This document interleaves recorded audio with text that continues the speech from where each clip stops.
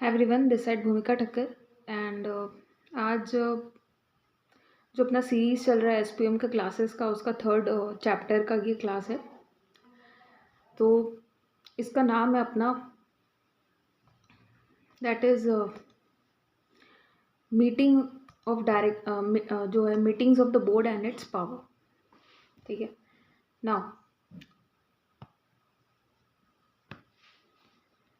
Company XYZ limited incorporate हुई है 1 मई 2024 को एंड अपने को पूछा गया कि what is the last date to hold the first board meeting. जो अपना पहला बोर्ड मीटिंग होगा वो कब तक करने का है अगर इनकॉर्पोरेशन 1 मई को हुआ है। तो प्रोविजन क्या बोलता है कि अपने को विद इन 30 डेज के अंदर ऑफ द इनकॉर्पोरेशन एक तो बोर्ड मीटिंग कर लेने का है। तो अगर इस पर कैलकुलेशन करते हैं तो एक जो मई में होता है दैट इज़ 31 तक होता है। तो 1 मई को हटा दो, उसके बाद बचा ऐसे ही 30 डेज बच गया, तो 31 इज़ द लास्ट डेट। तो 31 में है। अप टू दैट पीरियड अपने को एटलीस्ट एक बोर्ड मीटिंग तो कर लेने का है। नाउ जितनी भी सब्सीक्वेंट जो भी बोर्ड मीटिंग्स होगी उसके बीच में मैक्सिमम गैप जो अलाउड है दैट इज़ 120 डेज़ का। मतलब मिनिमम का कोई लिमिट नहीं है, लेकिन मैक्सिमम जो है वो 120 डेज़ का हो सकता है। ठीक है, जैसे कि एक बोर्ड मीटिंग अपने 1 अप्रैल को कर ली, दूसरा 2 अप्रैल को कर लिए, दैट इज़ अलाउड, क्योंकि मिनिमम गैप के बारे में कुछ नहीं लिखा है। बट वहीं पे मैक्सिमम गैप के बारे में लिखा है 120 डेज़ का। तो वो अपने को कैलकुलेशन के हिसाब से देख लेने का है कि इतना ज़्यादा गैप नहीं होना चाहिए, अदरवाइज पेनल्टी लग सकती है। इसमें एक्सेप्शन है ओपीसी कंपनी, स्मॉल कंपनी और डोरमेंट कंपनी के ऊपर। तो ये लोग में क्या होता है, तो देखो अगर 120 डेज़ का गैप नहीं है यानी कि 4 बोर्ड मीटिंग एटलीस्ट हो जाएगी। तो सारांश यही निकल के आता है कि एटलीस्ट 4 बोर्ड मीटिंग हो जाना चाहिए इन अ फाइनेंशियल ईयर के अंदर। ठीक है, बट ओपीसी कंपनी में क्या है कि अगर एक सिंगल बोर्ड मीटिंग में नहीं करते तो भी अपने को चलेगा, क्योंकि ओपीसी कंपनी 1 पर्सन कंपनी है, एक ही इंसान है। इसमें बोर्ड मीटिंग करके क्या फ़ायदा? वही उसी इंसान को रिजोल्यूशन पास करना है, उसी इंसान को कंपनी के डिसीजंस लेना है। तो इन दैट केस अपने को यहाँ पे रिक्वायरमेंट नहीं होता। दूसरा बात आता है जहाँ पे स्मॉल कंपनीज हो गई और जहाँ पे डोरमेंट कंपनीज हो गई। ठीक है, तो इसमें अपने क्या होता है कि ईच जो है half of the calendar year पे अपने को यहाँ पे हाफ छूट गया था, each of the half of the calendar year, और उसमें जो गैप होना चाहिए बिटवीन द 2 बोर्ड मीटिंग वो नॉट लेस देन 90 डेज का नहीं होना चाहिए। ठीक है, at least 1 board meeting in each of the half calendar year बोल रहा है। कैलेंडर ईयर का मतलब क्या हुआ, जनवरी से लेकर दिसंबर तक। अब इसका आधा कर लो, तो जनवरी, फरवरी, मार्च, अप्रैल, मई, जून। तो जनवरी से जून और एक हो गया जुलाई से दिसंबर तक। तो ये जो 2 पार्ट कर दो, जनवरी टू जून और अपना जुलाई से दिसंबर, इन दोनों में ईच हाफ ऑफ देम में एक एक बोर्ड मीटिंग हो जाना चाहिए। अब इस एक एक बोर्ड मीटिंग में भी इन दोनों के बीच में, जैसे मान लो कि 1 जून को कर दी, 1 जुलाई में कर दी, ऐसे नहीं चलेगा। बोला कि जो गैप है वो जो है the gap between the 2 board meeting must not be less than 90 days. ठीक है, लेस देन 90 डेज का नहीं होना चाहिए। तो अगर डायरेक्ट हम जून को करें, जुलाई को कर रहे हैं, तो यहाँ पे तो गैप बहुत ही कम हो रहा है, 60 डेज के आसपास होगा। तो बोलता है इससे 90 डेज से कम का गैप नहीं चाहिए। मतलब 1 अप्रैल को कर दिए, 1 दिसंबर को कर दिए, हो गया, इसका कंप्लायंस अपना हो गया। दूसरा बात आता है जहाँ पे सेक्शन 8 कंपनी के बारे में अपने बात कर रहे हैं। वो बोलता है कि at least 1 board meeting with in every 6 calendar month के अंदर। ठीक है, तो कैलेंडर मंथ का एवरी 6 कैलेंडर मंथ बोल रहा है। तो अप्रैल, मई, जून, जुलाई, अगस्त, सॉरी यहाँ पे अपना जनवरी, फरवरी, मार्च, अप्रैल, मई, जून, तो ये 6 कैलेंडर मंथ हो गया। तो एवरी 6 कैलेंडर मंथ के अंदर एक एटलीस्ट बोर्ड मीटिंग हो जाना चाहिए। और इसमें कोई मिनिमम गैप नहीं लिखा है, मैक्सिमम गैप नहीं लिखा है, कुछ नहीं लिखा है। इसका मतलब क्या हुआ कि 1 अपने अप्रैल को कर दिए, या फिर 1 जून को कर दिए, 1 जुलाई को कर दिए, तो भी फुलफिल हो गया वो। तो एवरी 6 कैलेंडर मंथ के अंदर अंदर एटलीस्ट एक बोर्ड मीटिंग हो जाना चाहिए। तो जनवरी, फरवरी, मार्च, अप्रैल, मई, जून एक हुआ, और जुलाई, अगस्त, सितंबर, अक्टूबर, नवंबर, दिसंबर, उसमें अपना एक हो गया कोई भी। ठीक है, तो वो भी उसका कंप्लायंस हो जाएगा। इसमें कोई मिनिमम गैप नहीं, कोई मैक्सिमम गैप नहीं है और कंप्लायंसेस नहीं है, आराम से, ठीक है। यानी कि इन सब में अपने को शॉर्ट में समझना है कि एटलीस्ट अपने को 2 बोर्ड मीटिंग रिक्वायर्ड है। और यहाँ पे अपने को क्या समझना था कि 0 बोर्ड मीटिंग होगा तो भी चल जाएगा, ठीक है। इसी के साथ आगे बढ़ते हैं। With in how many days should the board meeting हो गया, उसके बाद जो उसका ड्राफ्ट मिनट बनता है तो कितने दिन के अंदर बन जाने की और कितने दिन के अंदर उसका मतलब क्या प्रोविजन है कि कितने दिन के अंदर वो सर्कुलेट हो जाना चाहिए, कन्फर्मेशन कब तक आएगा डायरेक्टर से, वो सब चीज़ें। तो मीटिंग हुआ, वहाँ से 15 डेज़ के अंदर अंदर जो ड्राफ्ट मिनट है वो तो अपना सर्कुलेट हो जाना चाहिए 15 डेज़ के अंदर अंदर टू ऑल द डायरेक्टर जो भी वहाँ प्रेजेंट थे। अब वो लोग 7 दिन के अंदर अंदर कंफर्म करेंगे कि ये जो ड्राफ्ट मिनट है वो सही है, जो पर्टिकुलर्स वहाँ पे लिखे गए हैं, रिकॉर्डिंग किए हुए प्रोसीडिंग्स वगैरह वो सब सही है। और उस चीज़ के ऊपर कमेंट भी दे सकते हैं अगर उसको कोई डिसएग्रीमेंट वगैरह है कि नहीं ये चीज़ को इस तरीके से चेंज करो, तो वो सब चीज़ है। तो अपने को बस इसमें ध्यान में रखना है ये 15 डेज़ वाला पीरियड और अपने 7 डेज़ वाला पीरियड, बस ये MCQ की फॉर्मेट में आ सकता है। इसके अलावा नाउ जो अपना ABC लिमिटेड है दैट हैज़ 12 डायरेक्टर्स, ठीक है। और इसमें अगर 12 डायरेक्टर है, कुछ नहीं लिखा है, नॉर्मल कोई कंपनी होगी, तो इसमें कोरम कितना रिक्वायर्ड है, मान लेते हैं ये पब्लिक कंपनी है, तो इसमें कोरम कितना रिक्वायर्ड है, तो बोलता है कोरम का जो प्रोविजन है that is 1/3 of the total strength, ठीक है। सो अगर अपने 12th का 1/3 निकालते हैं, 1 मिनट, 1/3 ऑफ द टोटल स्ट्रेंथ या तो फिर अपना 2 director whichever is higher, ठीक है। तो 12 का अगर 1/3 निकाली दैट इज़ द 4 और अपना 2 डायरेक्टर आया विच एवर इज हायर हुआ 4, ठीक है। इसमें मैं बता दूँ कहीं पे भी इस चैप्टर पे that is the 3rd chapter पे, ठीक है, कहीं पे भी अगर कोई डेसिमल नंबर्स आते हैं, कहीं पे भी किसी भी कैलकुलेशन में, हर कैलकुलेशन में लिखा हुआ है जो बुक है वहाँ पे कि अपने को राउंड अप टू ऊपर वाले में करना है, अप करना है, ठीक है।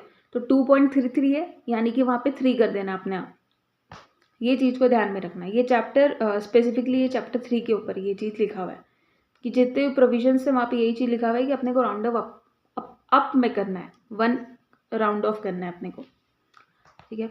वो चीज़ को मैं नीचे नोट में भी दी हूँ, वो आपके लिए आसानी रहेगा। सो इधर अपने को क्या था कि 1/3 यानी कि 4 या 2 whichever is higher that is the 4 number answer आ गया। नाउ अगर बोल रहा है कि अगर ये सेक्शन 8 कंपनी होती तो क्या वो आपका आंसर सही यही चीज़ होता, तो बोलता नहीं, तब आपका आंसर क्या होता कि 25% ऑफ द टोटल स्ट्रेंथ, तो टोटल का 25%, ठीक है। तो अगर मैं 12 का 25% निकालूँ, अपना 12 का 25% दैट इज़ 3 आया, तो 3 या तो फिर 8 member which ever is less बोल रहा है यहाँ पे, तो यानी कि 3 आंसर हो जाएगा, ठीक है। अब आगे बढ़ते हैं। यस अब क्या है कि ABC लिमिटेड हैज़ 12 डायरेक्टर्स है जिसमें से 9 आर इंटरेस्टेड है, ठीक है। सो इसमें से क्या हो गया कि 9 इंटरेस्टेड निकल गए। अब कोरम कितना चाहिए, अगर नॉर्मली चला जाए तो 12 का अपने क्या करेंगे, 1/3 करेंगे या 2 करेंगे जो ऊपर में अपने किए थे।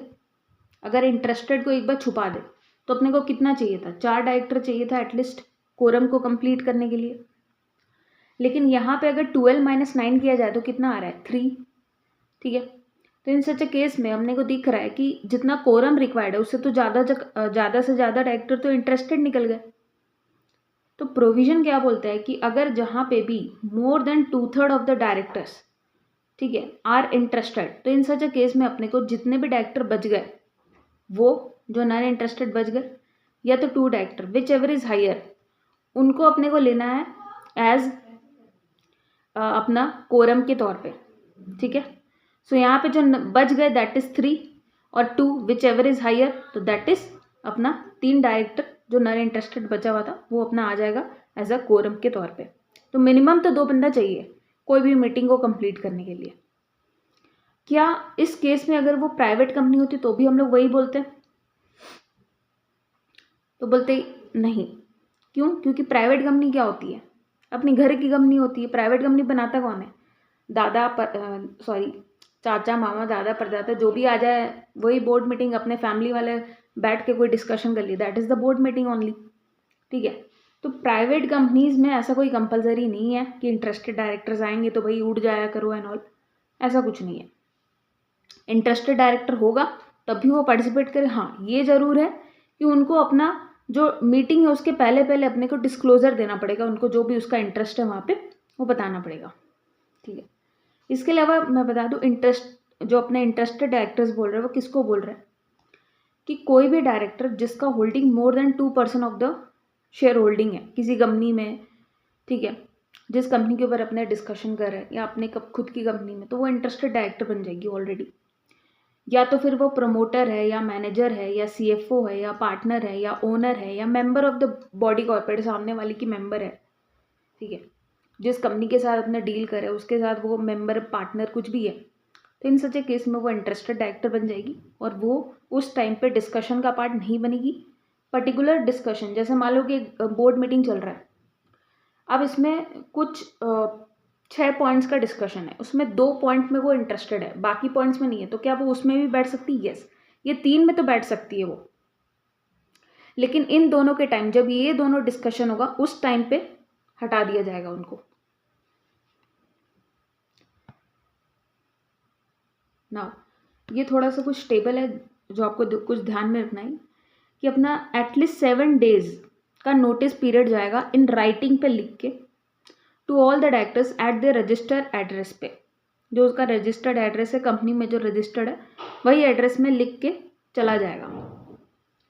सेंड बाय हैंड या बाय पोस्ट या इलेक्ट्रॉनिक मीन्स में चल गया है, तो ये इलेक्ट्रॉनिक मीन्स में अब ईमेल भी यहाँ पे इंक्लूड कर दिया गया है। ठीक है, तो ये बात को ध्यान में रखना, कहीं पे भी अगर लिखा है कि ईमेल के द्वारा भेजा गया या हैंड पोस्ट के द्वारा भेजा गया है, पोस्ट के द्वारा भेजा, पोस्ट में भी कुछ नहीं लिखा है कि एक्नॉलेजमेंट विद ड्यू होना चाहिए या फिर नॉर्मल पोस्ट भी भेज सकते हैं, ऐसा कुछ नहीं है। तो अपने नॉर्मली भी भेज सकते हैं, हैंड डिलीवरी भी कर सकते हैं और ईमेल भी भेज सकते हैं। That is the main thing जो आप अब ध्यान में रखना। तो 7 डेज बिफोर द मीटिंग आपने क्या करिए, ये कर दिए। ये करने के बाद अगर मान लो कि शॉर्टर नोटिस देना है, कोई अर्जेंट बिजनेस, कोई भी अर्जेंट मीटिंग था इस वजह से शॉर्टर नोटिस देना था, वो भी चलेगा, लेकिन उसमें क्या होना चाहिए, एटलीस्ट 1 इंडिपेंडेंट डायरेक्टर प्रेजेंट होना चाहिए जब अपने मीटिंग कर रहे हैं।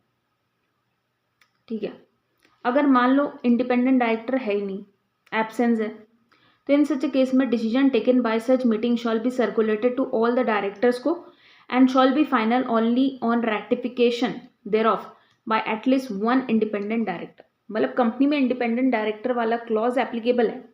ठीक है, तो इन सच ए केस में या तो वो बंदा प्रेजेंट हो, तब तो जो भी मीटिंग का डिस्कशन होगा फाइनल हो जाएगा। बट एक ऐसा केस जहाँ पे मीटिंग में तो प्रेजेंट नहीं था बट मेरी कंपनीज में इंडिपेंडेंट डायरेक्टर तो है, तो इन सच ए केस में हम क्या करेंगे, जैसे ही मीटिंग हो जाता है हमने सर्कुलेट करेंगे और वहाँ से कन्फर्मेशन आएगा कि एटलीस्ट एक इंडिपेंडेंट डायरेक्टर मतलब उसको रेक्टिफाई कर देता है, तो इन सच ए केस उसको मान लिया जाएगा कि ठीक है अब बोर्ड मीटिंग पास हो गया, तब जाके प्रॉपर मतलब ड्राफ्ट मिनट एंड ऑल सब बनेगा। नाउ ऑप्शन है to participate through video conferencing mode या ऑडियो वीडियो मीन्स। तो वीडियो कॉल्स के द्वारा भी आजकल होता है, जो बोर्ड मीटिंग अपनी होती है, तो उसमें notice of the meeting shall inform the director regarding the option available to them to participate through the video conferencing mode या audio visual means and shall provide all the necessary information to enable the directors to participate through the video conferencing mode या जो भी। तो वही चीज़ बोल रहा है कि अपने जब भी वीडियो कॉन्फ्रेंसिंग मोड के द्वारा अगर अपने कर रहे हैं तो पहले तो नोटिस में भी बता दिया जाएगा और उसके साथ साथ सारे पर्टिकुलर जैसे कि अपने को लॉगिन आईडी क्या है, किस तरीके से आप लॉगिन करोगे, जूम में है कि किसी और में है, तो वो जो भी पर्टिकुलर्स है वो पहले से ही बता दिया जाना चाहिए ताकि उसमें कोई ग्लिच ना आ जाए, सामने वाले को पहले ही समझ आ जाए।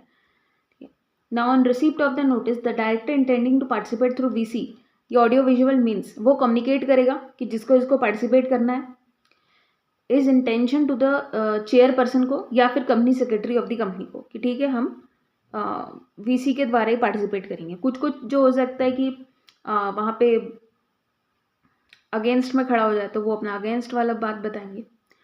Now if no intimation receive कि वो इलेक्ट्रॉनिक मीन्स में मतलब पार्टिसिपेट करेंगे कि नहीं, तो यहाँ पे एज्यूम कर लिया जाएगा कि वो अटेंड करेंगे मीटिंग को इन पर्सन में। तब आपको मतलब आपको अगर वीडियो कॉन्फ्रेंसिंग को पार्टिसिपेट करना है तो आपको कन्फर्मेशन वहाँ पे देना पड़ेगा। बट जैसे ही अगर आप नोटिस का रिप्लाई नहीं दे रहे या अपने वीसी में करना चाहते हैं इस चीज़ को पार्टिसिपेट, वो चीज़ आप नहीं बता रहे, तो इन सच केस ये प्रिज्म ये नहीं किया जाएगा कि आप वीसी में ही आओगे, बट ये प्रिज्म किया जाएगा कि आप इन पर्सन में आओगे। ठीक है। अब बाद में अगर आप आते हो तो बोलते हो वीसी में, तो इस तरीके से नहीं चलेगा। तो इन सच केस में आपको इन पर्सन ही आना पड़ेगा। और अगर इसमें कोई भी फेलियर होता है इसको नोटिस भेजने में, ठीक है, तो यहाँ पे कितना है पेनल्टी, 25,000 का पेनल्टी है।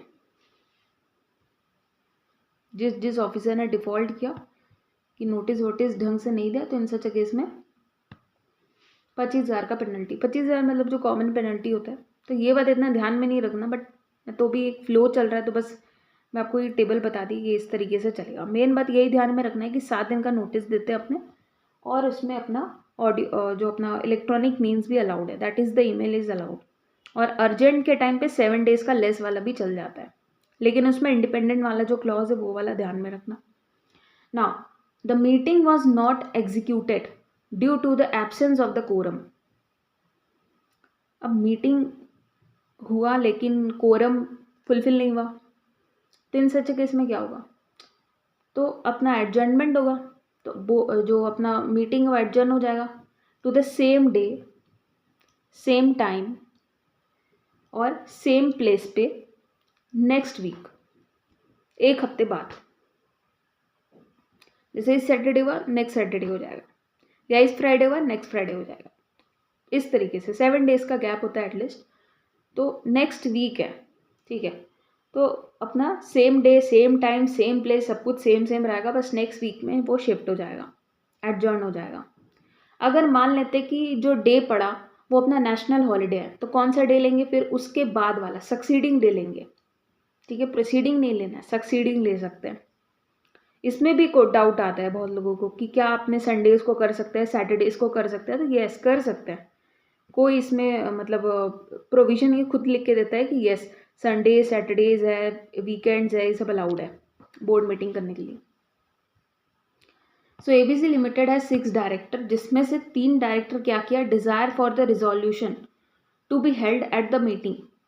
Is the resolution by circulation के द्वारा जो रिजोल्यूशन पास हो रहा है क्या स्टिल पॉसिबल है। तो बोर्ड ऑफ डायरेक्टर्स क्या चाहते थे कि इसको रिजोल्यूशन को पास किया जाए बाय सर्कुलेशन से। तो हर एक को एक जो अपने डिसीजन लिया जा रहा है उसका वो पॉइंट्स लिख के रिटर्न और सर्कुलेट कर दिया गया, और वो लोग अपने अपने बात को अपना अपना टाइम पे दे देंगे। अब फिर जाके जो मिनट्स रेडी होगा वो उस हिसाब से होगा, उसमें वोट्स काउंटिंग वगैरह किए जाएगा और वो चीज़ निकल के आएंगी कि येस हुआ नो हुआ। तो वो लोग क्या किए कि जब ये सर्कुलेशन बांटा गया नोटिस, तो वहाँ से more than 1/3, more than equal to 1/3 of the directors क्या किया, डिज़ायर किया कि यहाँ पे रिजोल्यूशन वाज रिक्वायर्ड। ठीक है, और वो चाहते हैं कि रिजोल्यूशन जो है ना वो इन पर्सन किया जाए, मीटिंग किया जाए प्रॉपर इन पर्सन पे। ठीक है, तो उसके लिए क्या बोला गया है प्रोविजन कि अगर more than equal to 1/3 of the people बोलते हैं ऐसा कि हमको सर्कुलेशन नहीं चाहिए, हमको इन पर्सन वाली मीटिंग चाहिए, तो इन सच केस करना पड़ेगा।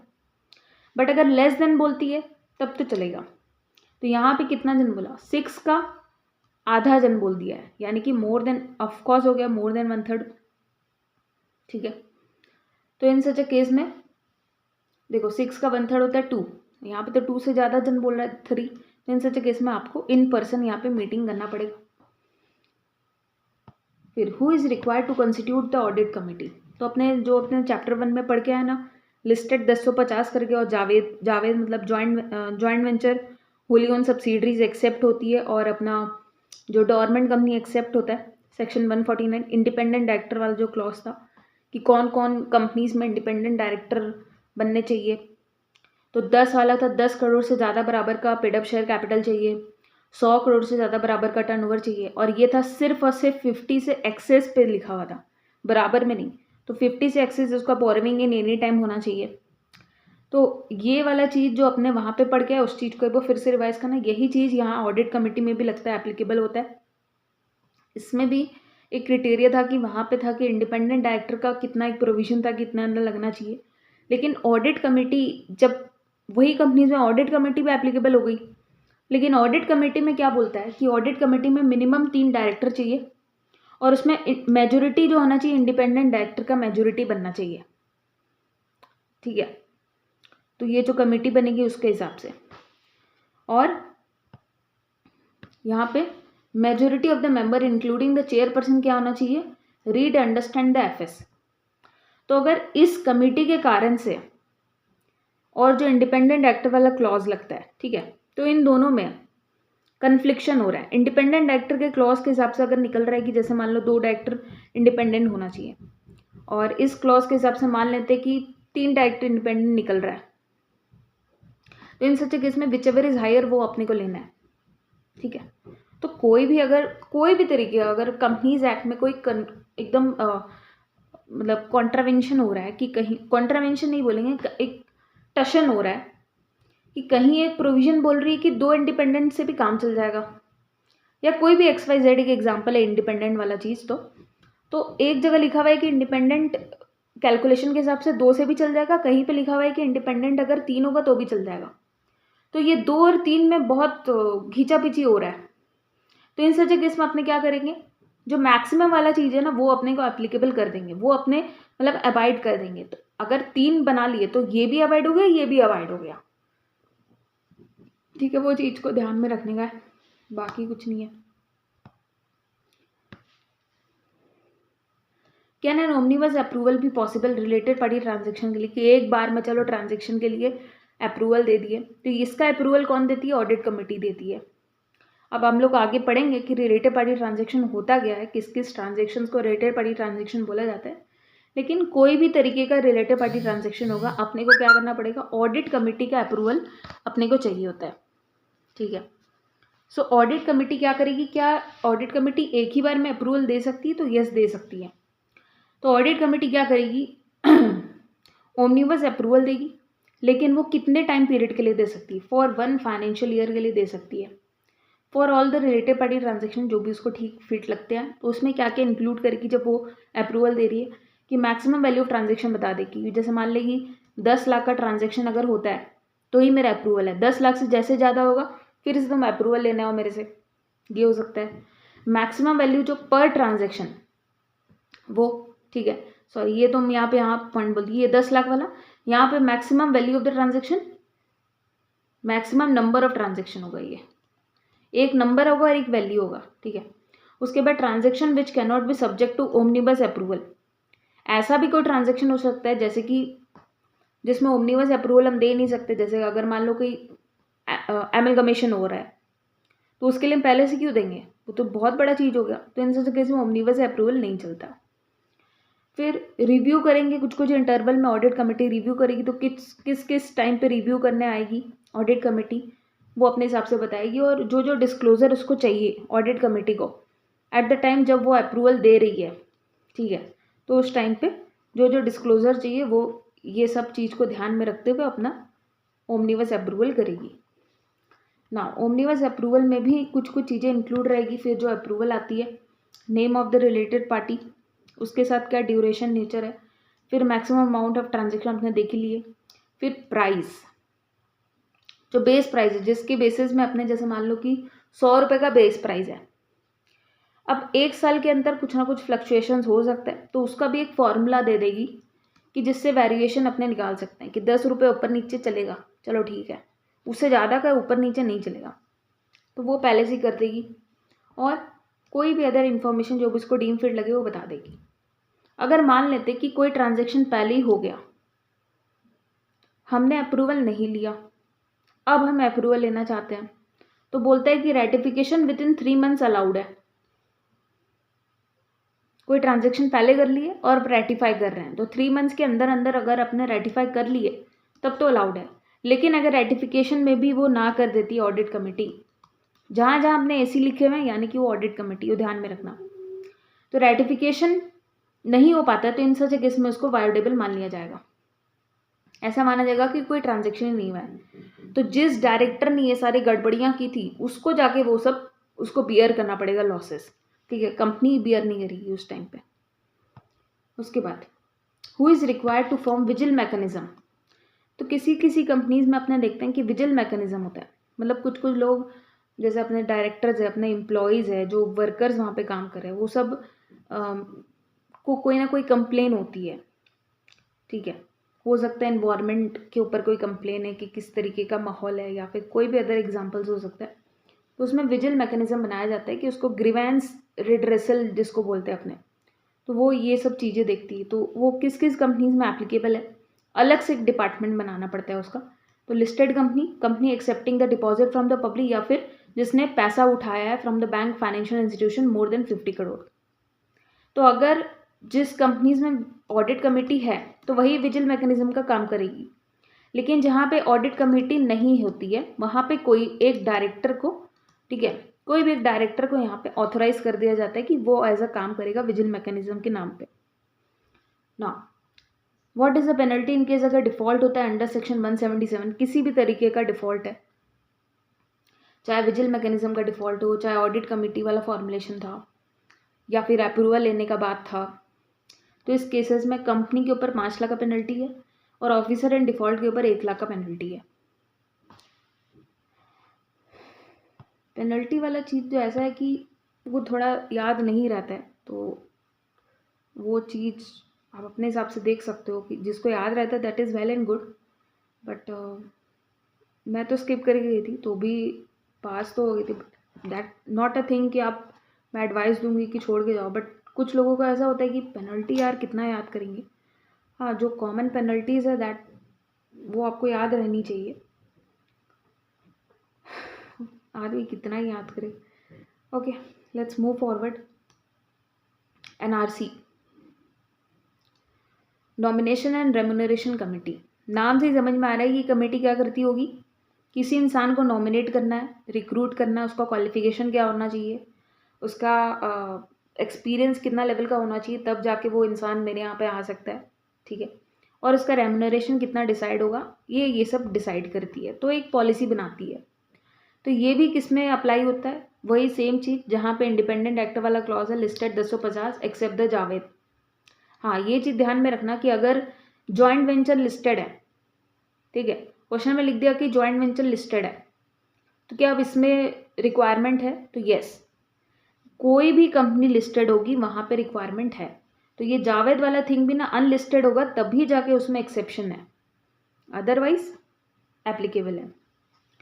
तो इसको अपॉइंट करना है एनआरसी। एनआरसी में क्या होता है, more than 3 non executive directors consist करते हैं इस कमेटी में। तो 3 होना चाहिए, लेकिन वो तीनों क्या होना चाहिए, नॉन एग्जीक्यूटिव होना चाहिए, एग्जीक्यूटिव वाले डायरेक्टर नहीं होना चाहिए। एग्जीक्यूटिव का मतलब है कि रोज आएंगे, normal day to day working में हेल्प करते हैं, लेकिन नॉन एग्जीक्यूटिव उतना एक्टिव नहीं होता है।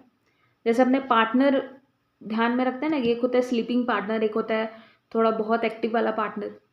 तो एग्जीक्यूटिव वाला एक्टिव वाला होता है और नॉन एग्जीक्यूटिव उतना एक्टिव नहीं होता, ऐसे करके ध्यान में रखना है। तो एनआरसी कमेटी में 3 होते हैं और जिसमें अपना तीनों का तीनों मोर देन 3 नॉन एग्जीक्यूटिव होना चाहिए, मेजोरिटी बोल रहे हैं, मोर देन 3 नॉन एग्जीक्यूटिव होना चाहिए, out of which not less than half shawl be independent. Half से कम इंडिपेंडेंट नहीं होना चाहिए। तो मोर देन 3 भी चलेगा, यानी कि अगर मान लेते हैं 4 है, 4 नॉन एग्जीक्यूटिव, ठीक है, 4 में 3 अपना नॉन एग्जीक्यूटिव है, कंसिस्ट ऑफ मोर देन 3, या हो सकता है कि छोटा है, इक्वल टू भी हो सकता है, ये देख लिया जाएगा। तो of which not less than half shawl be independent director. तो 4 में यानी कि हाफ, यानी कि 2 अपने को इंडिपेंडेंट डायरेक्टर चाहिए। तो इंडिपेंडेंट डायरेक्टर यानी कि वो नॉन एग्जीक्यूटिव भी होता है, तो 2 तो इंडिपेंडेंट चाहिए और 3 से ज़्यादा जो भी है, तो अपने को 4 में तो 4 ही चाहिए नॉन एग्जीक्यूटिव डायरेक्टर, ठीक है। 1 यस, तो ये चीज़ मैंने देख लिया यहाँ पे इक्वल टू होगा, जो छूट गया है थोड़ा ध्यान में देना। तो एटलीस्ट 3 या 3 से ज़्यादा हो जाएगा तो भी अपने को इंडिपेंडेंट जो नॉन एग्जीक्यूटिव वाला चीज़ है वो अप्लाई हो जाएगा। यानी कि 4 में 2 इंडिपेंडेंट चाहिए और 3 अपना क्या चाहिए, नॉन एग्जीक्यूटिव डायरेक्टर। तो अपने उसको अवॉइड कर लेंगे एनआरसी वाला।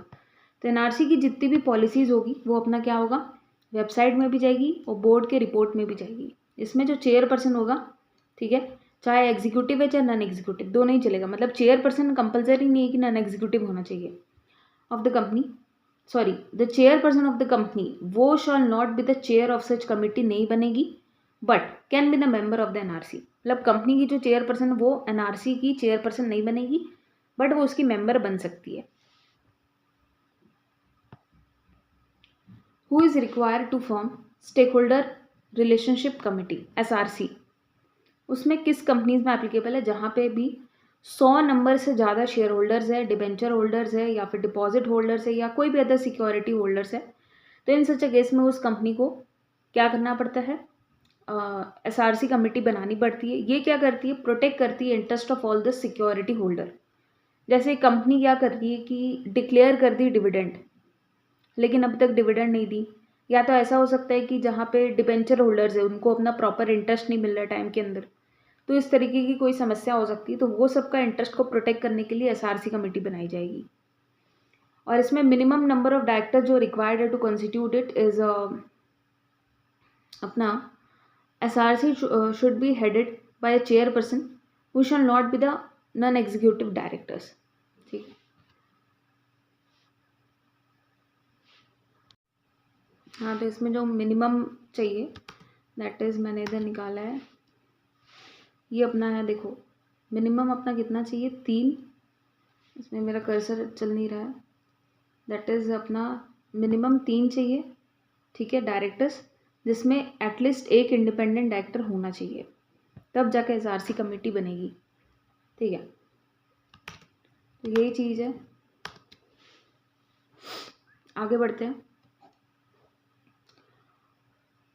आगे SRC, यस। और जो SRC कमेटी का चेयरपर्सन होगा वो नॉन एग्जीक्यूटिव डायरेक्टर होना चाहिए। वो AGM में अपना आएगा, ठीक है, एवरी AGM में पार्टिसिपेट करेगा। What are the matters that impose restriction on the power of the board under section 180? तो वैसे तो बोर्ड के पास बहुत पावर है कि वो ये कर सकता है, वो कर सकता है, जो भी है, लेकिन कुछ केसेस में ऐसा है कि बोर्ड को BR सिर्फ पास करने से काम नहीं चलेगा। कुछ केसेस में SR भी पास करना पड़ेगा उसके साथ साथ, कुछ केसेस में UBR भी पास करना पड़ सकता है। UBR यानी कि यूनानिमस बोर्ड रिजोल्यूशन, या फिर कुछ केसेस में ऐसा हो सकता है कि जहाँ पे अपने को BR के साथ साथ OR पास करना पड़ जाए। तो कुछ पावर्स के ऊपर, उसके पावर्स के ऊपर कुछ रिस्ट्रिक्शन है जहाँ जहाँ पे अपना डिस्कशन करेंगे। फर्स्ट ऑफ ऑल SR कहाँ कहाँ पे है, जहाँ पे जब सेल हो रहा है, लीज हो रहा है या डिस्पोज हो रहा है, अपना कोई भी तरीके का अंडरटेकिंग, चाहे वो होली हो चाहे सब्सटेंशियली है, आधा दे रहे हैं या आधा से ज़्यादा दे रहे हैं, या होल ऑफ द पार्ट अपने अंडरटेकिंग को बेच रहे हैं, किसी भी तरीके से लीज में दे रहे हैं, तो इन सच केस में अपने को क्या करना है, BR के साथ साथ SR पास करना पड़ेगा। SR मतलब स्पेशल रिजोल्यूशन और BR मतलब बोर्ड रिजोल्यूशन। फिर अगर इन्वेस्ट करना है otherwise in the trust securities, तो इस केस में भी होगा। फिर अगर बोरो मनी करना है, where the money to be borrowed together with the money borrowed, already जो बोरोड है, तो अगर पैसे को बोरो करना है और मेरे पास जो ऑलरेडी पैसे बोरोड है उन दोनों को मिला के बोल रहा है, तो उन दोनों को मिला के टुगेदर क्या होना चाहिए, more than paid up share capital plus free reserve plus SPR से ज़्यादा का नहीं होना चाहिए। अगर ज़्यादा का है तो इन सच केस में क्या होगा, अपने को BR के साथ साथ SR पास करना पड़ेगा।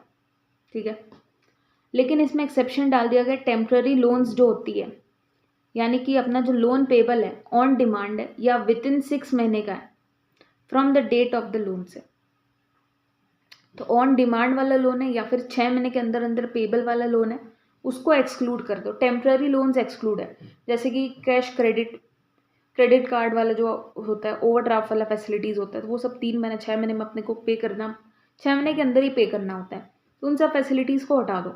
उसके अलावा जो बड़े बड़े लोन लिए जा रहे हैं 6 महीने से ज़्यादा वाले लोन, उन सबको ऐड करके अगर paid up share capital frees of SPR से ज़्यादा हो रहा है तो इन सच केस में अपने को BR प्लस SR पास करना पड़ेगा, तो तब BR से काम नहीं चलेगा। What is the provision relating to a company contributing to the charitable fund? अब कंपनी क्या करिए, चैरिटेबल फंड में जाके पैसा जमा करती है, कंट्रीब्यूट कर रही है, तो इन सच केस में अपने को क्या बोलता है कि अपने को BR के साथ साथ OR पास करना पड़ेगा। कब? जब जो कंट्रीब्यूशन है वो एवरेज 3 साल का एवरेज, मतलब आज का एवरेज नहीं, आज के साल का प्रॉफिट का एवरेज नहीं है, इसके पहले का जो 3 साल है, प्रीवियस 3 ईयर्स का जो प्रॉफिट्स है उसका एवरेज लेने का है, और वो एवरेज का 5% लेने का है। पहले 5% तक निकाल दिए, अब 5% से अगर अपने देखेंगे कि ज़्यादा दे रहे हैं तो इन सच केस में BR प्लस OR पास करना पड़ेगा। बट जहाँ पे 5% से कम या उसे बराबर तक का दे रहे हैं नेट प्रॉफिट का, तो इन सच केस में चलेगा, तब तो BR से ही काम चल जाएगा। ठीक है, तो ये चीज़ ध्यान में रखना है। हाँ, उसमें भी ये चीज़ नोट में रखना है कि भाई अपने को लॉसेस भी अलाउड है। जैसे कि मान लो जो प्रीवियस 3 साल था उसमें 1 साल में लॉस था, कोई बात नहीं, उसको भी अपने कैलकुलेशन में लेंगे, बस अल्टीमेट फिगर पॉजिटिव आना चाहिए। ठीक है, अगर अल्टीमेट फिगर में नेगेटिव आ रहा है तब तो अपने दे ही नहीं सकते, लेकिन उसके बावजूद भी अगर दे रहे हैं तो डायरेक्टली BR प्लस OR पास करने से ही काम चलेगा, अदरवाइज अपने नहीं दे सकेंगे ना। अगर कंपनी बोलती है कि मेरे को पॉलिटिकल कंट्रीब्यूशन देना है, पॉलिटिकल पार्टी को कंट्रीब्यूट करना है डायरेक्टली इनडायरेक्टली किसी भी तरीके से, तो इन सच केस में BR से ही काम चल जाएगा। देखो अपने टाइम पे ये लोग बहुत अच्छा लॉ बना देते हैं, अच्छा पॉलिटिकल पार्टी को आने वाला है, कोई बात नहीं, BR से काम चल जाएगा, तब तो कोई झमेला ही नहीं है। ठीक है, बाकी किसी भी और चीज़ को देना है, चैरिटेबल के लिए बोल दिया कि BR प्लस OR, चैरिटी करने के लिए BR प्लस OR, और अपने लिए क्या बोल दिया, BR। ये इंडिया है। तो या गवर्नमेंट कंपनीज इसमें एक्सक्लूड होगी, अपने आप को एक्सक्लूड रखा है, ये कंपनीज नहीं दे सकती है। ठीक है, पॉलिटिकल कंट्रीब्यूशन गवर्नमेंट कंपनी नहीं दे सकती है, और ऐसी कंपनीज जो इनकॉर्पोरेशन ही अभी हुआ है, अभी इनकॉर्पोरेशन से 3 साल भी कंप्लीट नहीं हुआ और ये बोलती है कि हम पॉलिटिकल कंट्रीब्यूट करेंगे, तो उसको एक्सक्लूड किया गया और गवर्नमेंट कंपनीज को एक्सक्लूड किया हुआ है, वो लोग नहीं दे सकती है। ठीक है, और अगर वो लोग देती है, इस तरीके का कुछ भी होता है, तो इन सच केस में कंपनी के ऊपर डायरेक्ट फाइन लग जाएगा 5 times of the amount of the contribution का, और जो ऑफिसर इन डिफॉल्ट था उसके ऊपर 6 महीने का जेल, या तो फिर 5 times of the amount of penalty, and के साथ है, और भी नहीं है, एंड है। ठीक है, और जो देंगे दैट इज अकाउंट पे चेक से देंगे, अकाउंट पे बैंक ड्राफ्ट से दे सकते हैं, ECS इलेक्ट्रॉनिक क्लियरिंग सिस्टम, या तो फिर कोई भी इंस्ट्रूमेंट के फॉर्मेट में दे सकते हैं, दैट इज अलाउड। तो मोड्स अपने को थोड़ा इसमें ध्यान में रखना है। Now what is the provision relating to company contributing to national defence fund. National defence fund है, उसमें भी कोई लिमिट नहीं है, यहाँ पे सिर्फ BR पास करने से काम चल जाएगा। Manner of disclosure of the interest of the directors, इसमें अपने को ध्यान में देना है कि जैसे जो अपने बात किए थे कि मीटिंग चल रहा था उस दौरान पे कोई डायरेक्टर बोला कि भाई मैं तो इंटरेस्टेड हूँ, मैं हट जाता हूँ, तो वो जो अपना डिस्क्लोजर देगा वो किस फॉर्मेट में देगा, वो एक रिटर्न नोटिस होता है, MBP 1 का फॉर्मेट होता है, उस फॉर्मेट में देगा कंपनी को। Such director cause it to be disclose at the meeting held immediately after the date of the notice. तो नोटिस के टाइम पे ही अपने को पता चल जाता है कि कौन कौन सा चीज़ डिस्कशन होने जा रहा है, तो जस्ट उसके बाद ही आपको बता देना चाहिए। ठीक है, उसके बाद all the notice shawl be kept at the register office में ही यहाँ पे केप्ट होगी, उसको प्रिजर्व किया जाएगा 8 सालों के लिए from the end of the financial year in which they relate. ठीक है, जिस फाइनेंशियल ईयर से रिलेट करते हैं उसके बाद 8 साल और। सो अगर फाइनेंशियल ईयर अगर मान लेते हैं कि अपना 23-24 से रिलेट करता था तो उसके बाद 8 साल और। ठीक है, तो 2023 तक वो चलेगा, 32 तक, सॉरी 23 बोल रही हूँ, 32। They shall kept in the custody of, company secretary के कस्टडी में रहेगा या कोई भी पर्सन जो ऑथराइज बाय द बोर्ड है। तो ये कुछ चीज़ जो ध्यान में रहना है, बस इसमें ये चीज़ इंपॉर्टेंट है कि MBP 1 के फॉर्मेट में ही वो लोग अपना डिस्क्लोजर देती है। इसके बाद पेनल्टी क्या है ऑन द कॉन्ट्रावेंशन, 1 लाख का पेनल्टी है इधर। What is the criteria for giving loan to the directors. अब डायरेक्टर्स को लोन देना है तो इन सच केस में अपने को एसआर पास करना कंपलसरी है। तो बीआर तो पास हो गई लेकिन एसआर भी उसके साथ साथ पास होगा।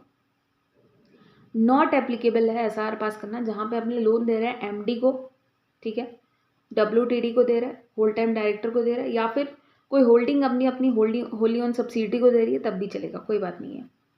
होली ऑन सब्सिडी वो अपनी कंपनी हो गई, इसमें क्या एसआर पास करना। और कोई मान लो कि ऑर्डिनरी बिजनेस में दे रहा है, ये यहाँ पे बुलेट में होता तो ऑर्डिनरी बिजनेस ही है, जैसे बैंकिंग बिजनेस हो गया, आप एनबीएफसी हो गई, तो उसका मेन काम ही वही है भाई, लोन देना है ना, तो उन सबको भी एक्सक्लूड किया हुआ है, तो तब ऐसा कोई रिक्वायरमेंट नहीं है।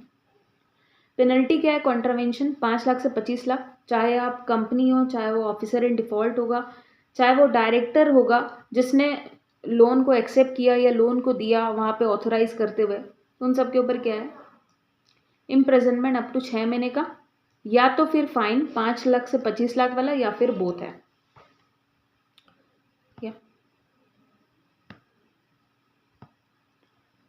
नाउ लीग्स का क्या लिमिट है, लीग्स मतलब है loans, investments, guarantees and securities. ये अपने ऑडिट में इस तरीके से याद करते थे, तो ये लीग्स मेरे को याद रह गया तो इसी से मैंने बना दिया। लीग्स यानी कि अगर लोन देना है किसी बॉडी कॉर्पोरेट को, ठीक है, उसमें इन्वेस्टमेंट करना है, यहाँ पे देखो परचेज ऑफ सिक्योरिटीज वगैरह, या तो फिर अपना गारंटी देना है या सिक्योरिटीज में डालना है पैसा ऑफ किसी अनदर बॉडी कॉर्पोरेट का, तो इन सच ए केस में कंपनी नहीं दे सकती अनटिल अनलेस वो क्या करती है, एसआर पास करती है और उसके साथ साथ यूबीआर। तो ऐसे तो नॉर्मली यूबीआर पास करना पड़ता है अगर हम लिमिट के अंदर है, ठीक है। लिमिट क्या है, 60% ऑफ दी क्या ले लो, एक तरफ ले लो paid up share capital, free reserves और अपना एसपीआर वाला अमाउंट, ये एक तरफ ले लो, इन टोटल का 60% निकालो, या दूसरे तरफ ले लो अपना फ्री रिजर्व और एसपीआर सिर्फ, मतलब पेड अप शेयर कैपिटल को छोड़ दो, उसका 100%, विच एवर इज हाइयर आएगा पहले तो वो अमाउंट निकाल दिया। अब अगर इस अमाउंट के अंदर अंदर पे अपने कर रहे हैं तब तो चलेगा, यूबीआर पास कर दिए, यूनानिमस बोर्ड रिजोल्यूशन, काम चल गया। बट वहीं पे क्या हो रहा है, इस अमाउंट से क्रॉस जा रहे, तो इन सच केस में अपने को एसआर भी पास करना पड़ेगा। लेकिन यहाँ पे भी एक्सेप्शन है, जहाँ पे होली ऑन सब्सिडरी वाली होगी, जो होल्डिंग और होली ऑन सब्सिडी के बीच में हो गया, और एक नया चीज़ इधर है जॉइंट वेंचर के साथ भी अगर अपने कर रहे हैं तो वो भी एक्सेप्शन है, ये चीज़ को ध्यान में रखने का। फिर रेट ऑफ इंटरेस्ट, कहीं पे भी जो भी अपने बात की है उसमें लोन वोन देने का बात की है, जहाँ पे भी लोन देने का बात है अपने को गवर्नमेंट सिक्योरिटी का क्लोजेस्ट रेट लेना है, 1 ईयर, 3 ईयर, 5 ईयर, 10 ईयर के ईल्ड वाला, ठीक है, और वही रेट के हिसाब से अपना लोन का जो इंटरेस्ट रेट होना चाहिए वही होना चाहिए, अदर इससे कम नहीं होना चाहिए। क्लोजेस्ट अगर मान लो 4 ईयर का दिया हुआ है तो उससे क्लोजेस्ट कौन सा हो गया, 5 ईयर का हो गया, ठीक है, वो अपने को ध्यान में लेना है। देन अब अपने को एक रजिस्टर मेंटेन करना पड़ता है, लेकिन ये रजिस्टर किस किस को मेंटेन नहीं करना वो ध्यान में रखो, बैंकिंग कंपनीज को ध्यान नहीं करना है, या housing finance company, NBFC companies है वो सब वाली कंपनी, या जिसका ऑर्डिनरी बिजनेस ये लोन का लेना देना और ये सब करना, तो उन सबको अपने को नहीं इसको रजिस्टर मेंटेन करना है। रजिस्टर है क्या, MBP 2 के फॉर्मेट में है, फ्रॉम द इनकॉर्पोरेशन डेट से इसको मेंटेन करना पड़ता है। फिर इंटर करना पड़ता है पर्टिकुलर्स ऑफ द लोन्स या गारंटीज वगैरह जो दीवन है, या फिर लीग्स वाला जो अपने डिटेल अभी बात की, वो वाला लीग्स वाला बात, वो लीग्स वाला बात अपने को MBP 2 के फॉर्मेट में इसको रखना है रजिस्टर, और उसमें जो एंट्री हो जाना चाहिए क्रोनोलॉजिकल ऑर्डर में होना चाहिए, 7 दिन के अंदर अंदर, और मेकिंग द लोन या गिविंग द सिक्योरिटी या प्रोवाइडिंग द सिक्योरिटी के अंदर होना चाहिए। फिर मेंटेनेंस ऑफ द रजिस्टर जो अपना होना चाहिए वो रजिस्टर ऑफिस में मेंटेन होना चाहिए कंपनी सेक्रेटरी के परमानेंटली। देखो यहाँ पे परमानेंटली, इसका कोई लिमिट नहीं है कि 8 साल 9 साल 10 साल, इसको परमानेंटली रखना है। फिर कंपनी सेक्रेटरी के कस्टडी में रखना, या फिर बोर्ड ऑफ डायरेक्टर से कोई भी एक इंसान जिसको ऑथोराइज किया गया उसके अंदर के कस्टडी में। फिर एंट्रीज जो है रजिस्टर में, चाहे मैनुअल चाहे इलेक्ट्रिक हो, दोनों ही चलेगा, वो ऑथराइज होना चाहिए बाय द कंपनी सेक्रेटरी या फिर बोर्ड जिसको ऑथराइज करके रखा है। और फिर जैसे मान लो कि कोई इंसान आया, हमको दिखाओ, बोले ठीक है हम तुमको एक्सट्रैक्ट दे देते हैं, 10 रुपये करके पर पेज चार्ज कर दो और दे दो, कोई बात नहीं है, ठीक है, तो ये सब चीज़ें। हाँ, अब व्हाट आर द ट्रांजेक्शन्स जो कवर्ड, अपने ऊपर बात की थी कि अपने बताएंगे कि रिलेटेड पार्टी ट्रांजेक्शन वाला चीज़, तो ये चीज़ है कि रिलेटेड पार्टी ट्रांजेक्शन में क्या क्या कवर है। सबसे पहले सेल परचेज या सप्लाई ऑफ एनी गुड्स या मटेरियल हो रहा है, या फिर अपना प्रॉपर्टी के ऊपर डीलिंग हो रहा है, प्रॉपर्टी को बेच रहे हैं, या तो बाई कर रहे हैं या तो सेल कर रहे हैं। फिर प्रॉपर्टी को लीज में डाल रहे हैं, या तो फिर अपने किसी सर्विस को अवेल करवा रहे हैं कहीं से। फिर कोई एजेंट को अपॉइंट कर रहे हैं कि वो जाके सेल परचेज मटेरियल करके देगा, या रिलेटेड पार्टी का अपॉइंटमेंट हो रहा है टू एनी ऑफिस या प्रॉफिट इन द कंपनी, या अंडर राइटिंग वगैरह करवा रहे हैं। तो इन सच केस में क्या होता है, अपने को रिलेटेड पार्टी ट्रांजेक्शन उसको माना जाता है। तो इन सच केस में अपने को जो अपना ओमनीबस अप्रूवल वगैरह जो अपने लेके रखते हैं वो सब चीज़ें। तो इसमें क्या बोलता है कि अपने को कुछ कुछ केसेस में OR भी पास करना पड़ेगा जब ये लिमिट क्रॉस करेगा तब। तो OR कब पास करना पड़ता है, जब सेल परचेज या सप्लाई ऑफ गुड्स या मटेरियल हो रहा है। तो इन सच केस में 10% ऑफ द टर्नओवर अपने कैलकुलेट करेंगे। यहाँ पे लास्ट में लिखा हुआ है कि जो अपने को टर्नओवर लेना है दैट इज टोटल वाला टर्नओवर लेना है, अदर सर्विस वगैरह सब कुछ मिला के, अदर इनकम वगैरह सब मिला के। तो उसका अपने को 10% निकालना है सबसे पहले। अगर 10% के बराबर या उससे ज़्यादा का ये ट्रांजेक्शन हो रहा है तो इन सच केस में अपने को OR भी पास करना कंपलसरी है। देन फिर सेलिंग या डिस्पोजिंग या बाइंग ऑफ अ प्रॉपर्टी कर रहे हैं, सेल करेगा अपने बाय करे किसी प्रॉपर्टी को, तो उसमें अपने नेटवर्थ का 10% निकालेंगे। तो नेटवर्थ में paid up share capital, reserve and surplus, SPR भी आएगा, एक्यूमुलेटेड लॉसेज माइनस हो जाएगा, डेफर्ड वाला एक्सपेंडिचर माइनस हो जाएगा, मिशेलिनियस लॉसेज जो भी पड़े हुए अपने वो सब माइनस हो जाएंगे जो अभी तक राइट ऑफ नहीं हुआ है। तो तब जाके अपना नेटवर्थ निकलेगा। तो वो नेटवर्थ को अपने को लेना है, और उससे ज़्यादा बराबर का, अगर 10% से ज़्यादा बराबर का आता है वो फिगर, तो इन सच केस में OR भी पास करना पड़ेगा। Then leasing of the property, तो इस केस में 10% ऑफ द टर्नओवर से एक्सीड होगा तो अपने को पास करना है। फिर रेंडरिंग ऑफ एनी सर्विस, कोई भी तरह का सर्विस कंपनी रेंडर कर रही है रिलेटेड पार्टी ट्रांजेक्शन्स को, रिलेटेड पार्टी को, तो इन सच केस में ये है। और अपॉइंटमेंट ऑफ एनी पर्सन या place of profit in the company, तो इसमें 2.5 लाख का लिमिट है। तो 2.5 लाख से ज़्यादा है तो इन सच केस में अपने को OR पास करना है। फिर रेम्यूनरेशन दे रहे हैं, अंडरटेकिंग का मतलब जो अपने शेयर्स का सब्सक्रिप्शन लेके आता है, तो उनको अगर अपने 1% ऑफ द नेटवर्थ देंगे तब चलेगा, लेकिन 1% से ज़्यादा देंगे, एक्सेस यहाँ पे इक्वल टू नहीं है, तो एक्सेस देंगे तो इन सच केस में अपना क्या है, OR पास करना कंपलसरी है। और ये सारा फिगर्स रिलेटेड ऑडिटेड FS के हिसाब से लेना पड़ेगा, लेकिन इसमें एक्सेप्शन है जहाँ पे होल्डिंग और होली ऑन सब्सिडरी के बीच में अगर ये सारा ट्रांजेक्शन चल रहा है तो चलेगा। और रिलेटेड पार्टी अपने को पता ही है क्या होता है, मेरी सारी वो जो है wholly owned subsidiary, associate, joint venture, वो सब हो गई। उसके अलावा 2% से ज़्यादा बराबर का होल्डिंग है जिसका, वो हो गया। प्रमोटर, डायरेक्टर, वो सब जो अपने बात की ऊपर में, वो सब हो गया। ठीक है, जो कहीं ना कहीं अपने को कंट्रोल कर रहा है वो अपना रिलेटेड पार्टी हो गया। फिर maintenance of register of the contracts of the arrangements, contracts या arrangements in which directors are interested, तो वो अपने को MBP 1 में लिख के दिए थे। अब अपने MBP 4 में क्या करेंगे इसको,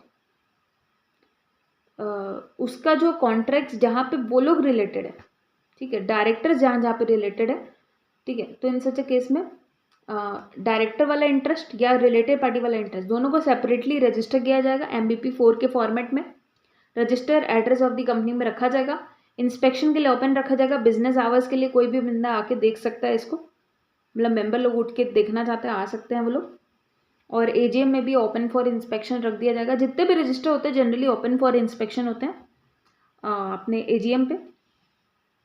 और इसमें एक्सेप्शन दिया गया, अगर कोई सेल लीज डिस्पोजल वाला जो ट्रांजेक्शन अपने की है और उसका वैल्यू अप टू 5 लाख के अंदर अंदर का है या 5 लाख के बराबर तक का अमाउंट भी है, तो भाई उसको यहाँ पे रजिस्टर में रखने का कोई ज़रूरत नहीं है। 5 लाख से कम का अमाउंट है तो क्यों रखेंगे, तो उसको हटा दिया गया है।